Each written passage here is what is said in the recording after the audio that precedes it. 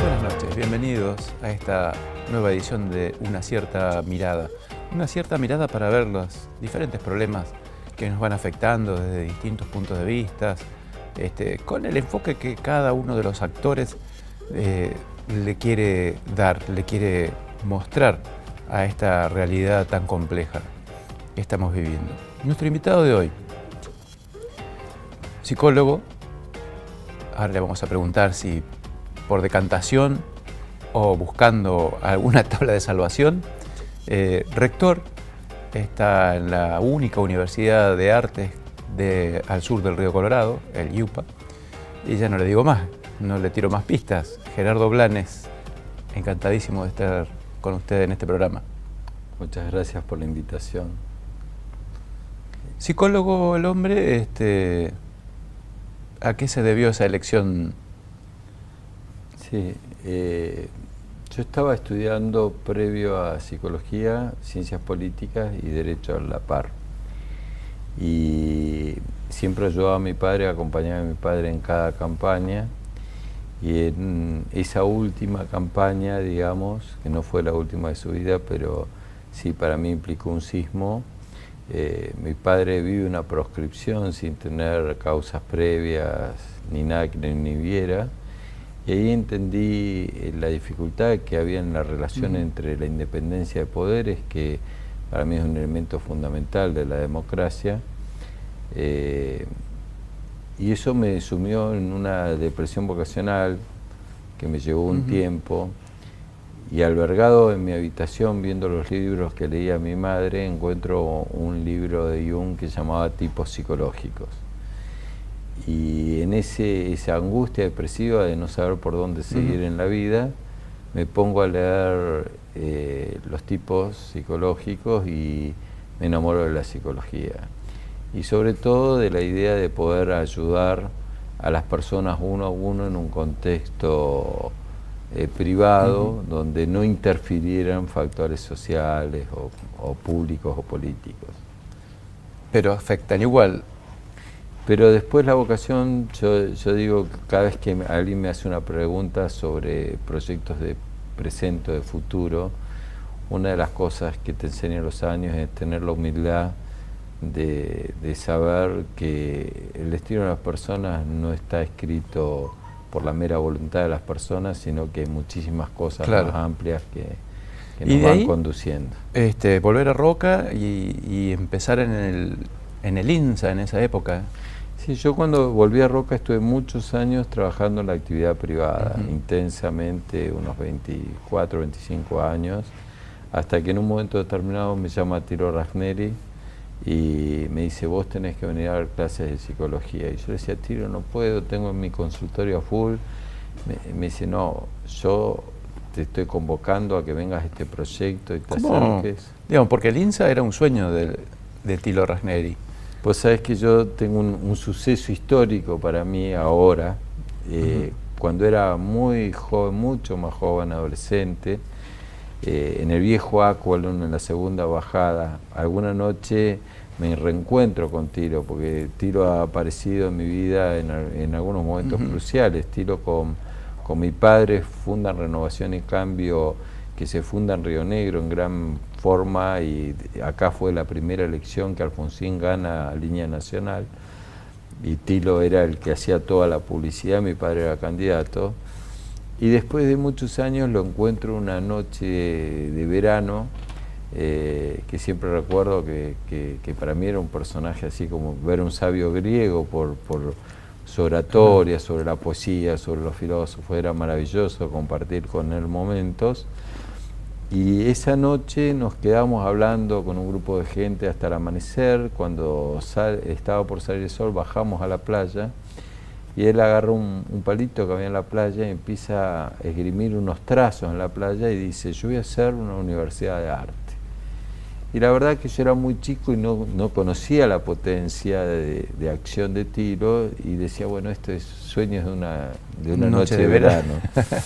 Y me esgrimió unos trazos, cuestiones que fueron ampliamente superadas con sus acciones posteriormente, y gracias a la voluntad de una persona que va a pasar a la historia como el gran mecenas. Claro, de ese sueño casi febril, podríamos decir, contado en la playa, a esta realidad del Yupa, no solamente pasaron años, Sí. ¿no? Pasaron hechos también. Muchas vidas, mucho esfuerzo, mucha gestión, y muchos años después, yo alguna vez me acerco a Tilo para decirle, hago un gabinete gratuito dentro de la universidad para los adolescentes, los jóvenes. Y ahí él me convoca a trabajar con él de vice. Y tenemos un ritual de 2 horas todos los días, donde él me va contando todo el proyecto y toda la historia y qué pensaba para adelante. Y yo sentía neciamente que le hacía terapia a un sabio, que lo acompañaba en un recorrido biográfico, y lo que resultó de eso es que la terapia me la hicieron a mí, digamos, y yo terminé con una transfusión de sueños, y bueno, creo que estamos honrando todos esos sueños de Tilo, de que una universidad de arte de la provincia, una universidad pública, dé la posibilidad a todos en igualdad de condiciones.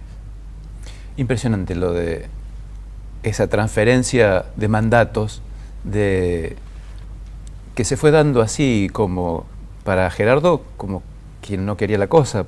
Yo creo que Tilo tenía un perfil ya bien trazado de designar un sucesor. ¿Qué pasó después con el Yupa? Lo contamos después del corte.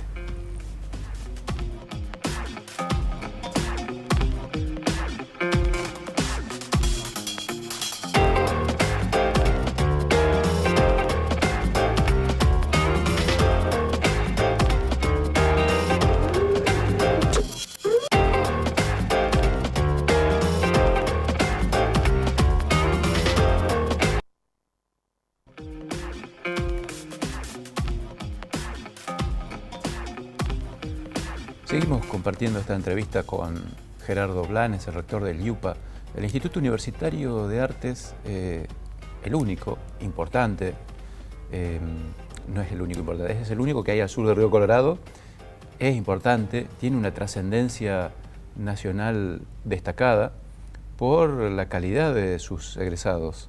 ¿Cuántas carreras? Y más de 30 titulaciones universitarias nacionales.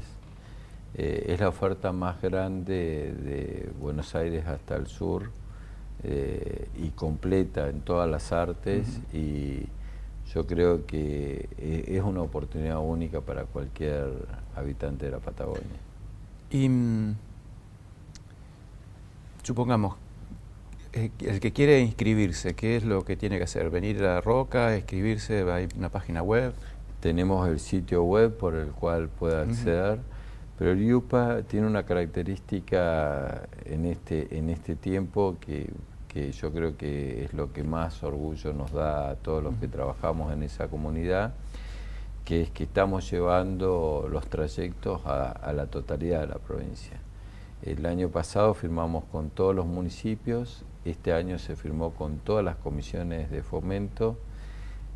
Una cuestión fundamental de explicar. La Escuela de Arte Popular. La Escuela de Arte Popular. Una cuestión fundamental para hacer honor a toda esta realización del IUPA fue que hay muchos proyectos de universidades provinciales, nunca prosperan porque no están las decisiones políticas de proveerle un presupuesto que acorde a una universidad. Ahí Alberto tomó una decisión clarísima de apoyar este proyecto. En la Nación, yo siempre digo que el IUPA es un mérito de una política de Estado. Miguel Pichetto nos ayudó muchísimo en las gestiones en la Nación, pero todo eso pudo ser aprobado por una decisión de Alberto de decir, bueno, ¿qué necesita el IUPA? Acá están los recursos. Me acuerdo que Alejandro Palmieri era ministro de Economía y fue muy claro el apoyo y nunca cesó. Qué loco que el arte primero llegue a la universidad, y después que combinemos la orquesta sinfónica que tiene la universidad, por ejemplo, con los ensambles de música popular que andan dando vuelta por todas las localidades de Río Negro, ¿no? Sí, mira, hasta internamente algunas tensiones ha generado porque nosotros en todo este devenir de la universidad La universidad pasó de tener 200 empleados a tener 650, 600, más de 630. Pasó de tener 500 alumnos en 4 años a llegar a 6.000 chicos. Nosotros tenemos mucha sensación de realización en esa integración, en ese grado de inclusión territorial, en ver alumnos en los menucos que llegan a caballo a los talleres nuestros de arte popular y decirnos, bueno, vengo al curso de la universidad. Y bueno, yo cuando pasan esas cosas o cuando veo a los chicos que por inclusión, nosotros tenemos un gabinete de inclusión extraordinario, la gente que trabaja en toda el área de terapia, digamos, de inclusión, de gabinete psicológico, de accesibilidad. Yo no sé si hay otra universidad con tantos profesionales, asistentes sociales, con tanto trabajo sobre los alumnos y está dando un resultado muy significativo. ¿Cómo está el tema del reconocimiento nacional de los títulos que da el IUPA? Está absolutamente ya cerrado, es decir, todos los títulos tienen calidad universitaria y nacional. Es decir, si bien el IUPA es un instituto universitario provincial, sus títulos son de la misma condición que cualquier universidad nacional del país. Eso es un gran capital. Tenemos música, teatro o actuación, digamos. Sí, audiovisual, visual. Y movimiento, danzas. Y danzas. Sí, en realidad esta característica de reunir todas las artes en un mismo lugar es en el único lugar que se da. Y esto de emprender los trayectos, quizás fue una de las observaciones, las demandas de Alberto frente al apoyo presupuestario, es que llegáramos a todos los pueblos, esa visión de él, que los habitantes de cada pueblo de la provincia tenían que tener la misma posibilidad.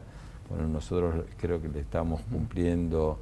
Y la otra cuestión es, si bien arrancamos con arte popular, ya están los diferentes municipios y comisiones de fomento solicitándonos talleres de otras especialidades y nosotros estamos trabajando con nuestra extensión para poder llegar con todos los talleres de arte que haga falta en todos los pueblos de la provincia. Me imagino esto termina convergiendo en la búsqueda de una identidad, ¿no?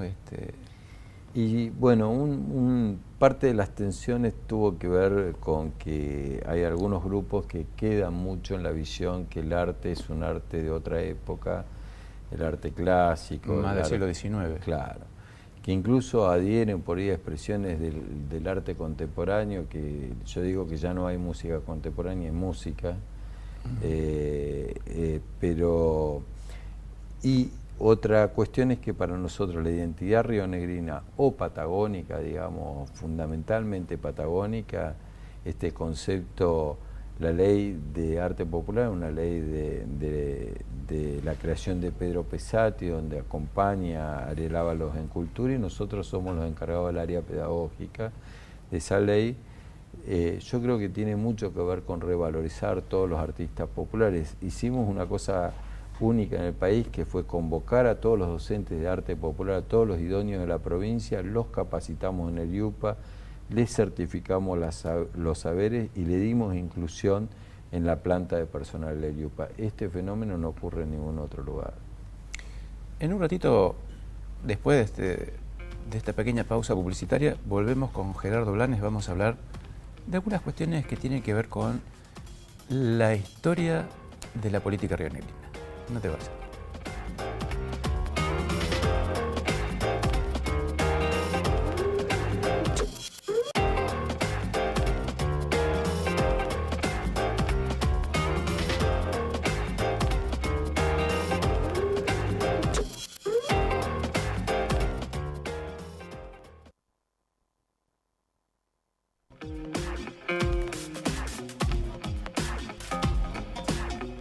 Último bloque de este episodio de hoy de Una Cierta Mirada, charlando con Gerardo Blanes, que cuando arrancamos hacía referencia a la trayectoria de su padre, Norberto Blanes, un histórico dentro del radicalismo. Decías que fueron los primeros en ganarle a Línea Nacional en el año 73 y Norberto Blanes de hecho fue el candidato a gobernador. En el 70 venía Raúl a casa Yo me acuerdo siempre en el Falcon que venía con una casilla sin calefacción, que como otros políticos albergaba a mi padre en su estudio, digamos, y eran dos flacos melenudos que recorrían la provincia intensamente para en esa época confrontar a la fuerza, a la línea un poco más conservadora, que era la línea nacional.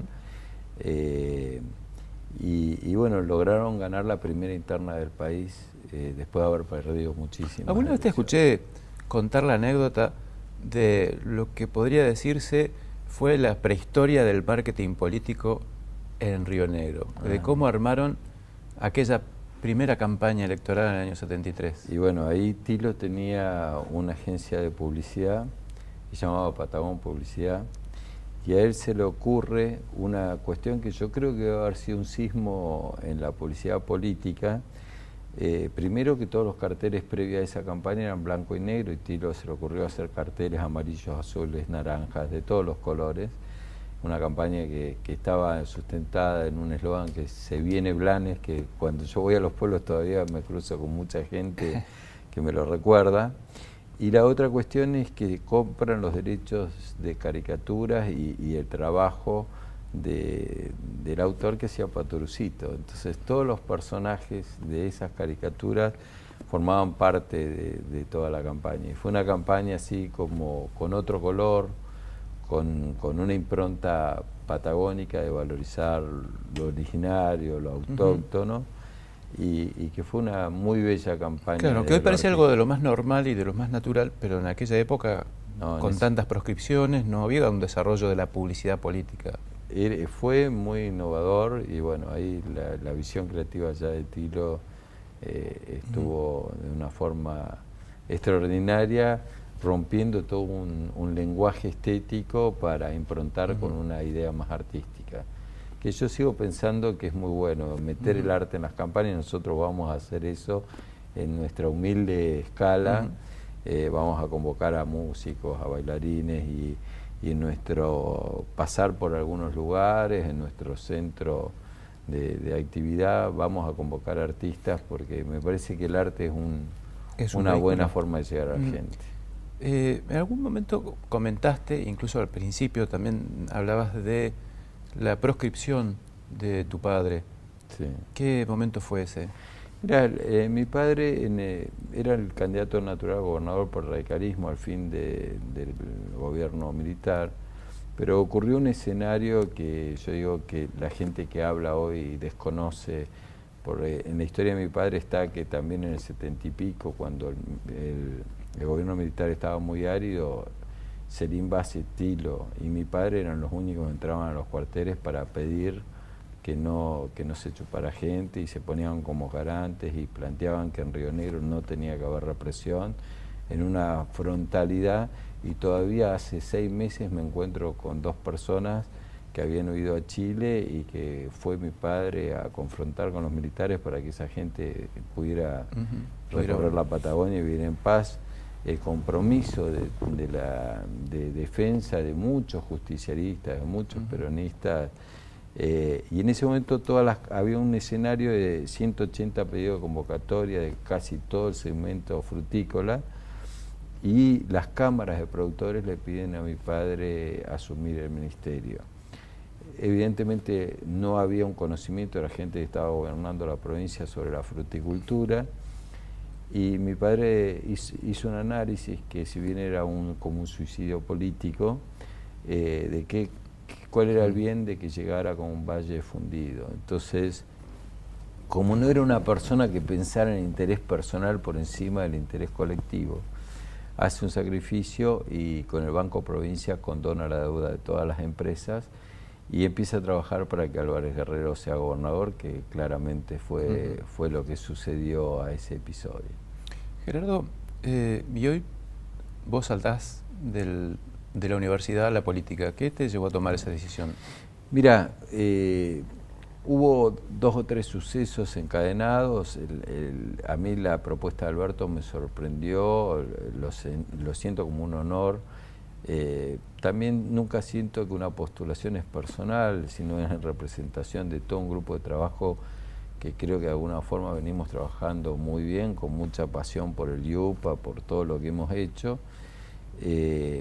Y por un lado, esta incondicional actitud de Alberto de apoyo a la universidad. Nosotros sabemos que le pedimos un sacrificio presupuestario y la universidad crece y crece y no deja de crecer. Estamos viendo a ver si abrimos en Bariloche, ya tenemos lotes cedidos en Viedma, en Huergo, en Chuele. Nuestra misión, nuestra intención es que haya espacios adecuados para enseñanza en arte en toda la provincia y siempre hemos tenido un acompañamiento concreto. Yo siempre digo que hay que distinguir las acciones a las enunciaciones y Alberto es un hombre de acciones muy concretas que ha permitido que el IUPA me ha dejado trabajar con plena libertad, con sumo respeto. Y bueno, yo creo que la gratitud es un valor muy importante y yo estoy muy agradecido con lo que ha hecho Alberto con nosotros. Y habrá también algún, además de la gratitud, digo, algún reconocimiento o alguna identificación política. Y aparte estoy convencido, bueno, esta historia que vos decías de mi padre, yo en ese momento le decía a mi padre, hay que crear un partido provincial. ¿Y por qué? Porque a mí me parece que en los partidos nacionales hay muy buena gente, ya sea en el peronismo, ya sea en el radicalismo, pero los partidos nacionales están supeditados a intereses nacionales. Entonces yo de muy joven, te digo, tenía la inquietud y le planteaba a mi padre, hay que hacer un partido que defienda lo propio, que defienda lo rionegrino. Como veíamos muy virtuoso el efecto que tenía el partido neuquino, digamos, tenemos un ejemplo acá del otro lado. Pero en esa época tenías al Partido Provincial rionegrino. Bueno, pero no estaba representando, no tenía este fluir de todas las fuerzas populares que hoy representa Juntos. Mira, hubo una elección en esa otra generación por el municipio de Roca, donde mi padre iba por un lado y Enrique Palmieri por el otro. Y ayer nosotros estábamos en un encuentro y Alberto lo ponía como un ejemplo de lo que es Juntos. Tenés un Palmieri candidato a diputado y un Blanes candidato a diputado en la misma lista, ¿no? Este fluir de cunas del peronismo y de una cuna plenamente, mi visión es plenamente alfonsinista, digamos, del Alfonsín desde el origen, y podemos concurrir en un interés local en cuanto a lo provincial, en defensa de lo provincial, que yo creo que realmente es necesario porque el país, si bien en términos legales se dice federal, sigue siendo un país muy unitario. Sí, sigue siendo un país muy unitario. Una reflexión que va a ser para tema de otro programa seguramente. Muchas gracias por participar, Gerardo. Ha sido un lujo tenerte aquí. Muchas gracias y bueno, vamos a seguir trabajando por todos los sueños que nos juntan, que nos encuentran y esta forma de trabajo positiva es finalmente la que a uno le termina seduciendo el corazón, ¿no? Muchas gracias. Y nosotros nos volvemos a encontrar el sábado que viene con una nueva propuesta de Una Cierta Mirada, aquí por Canal 10. Muchas gracias.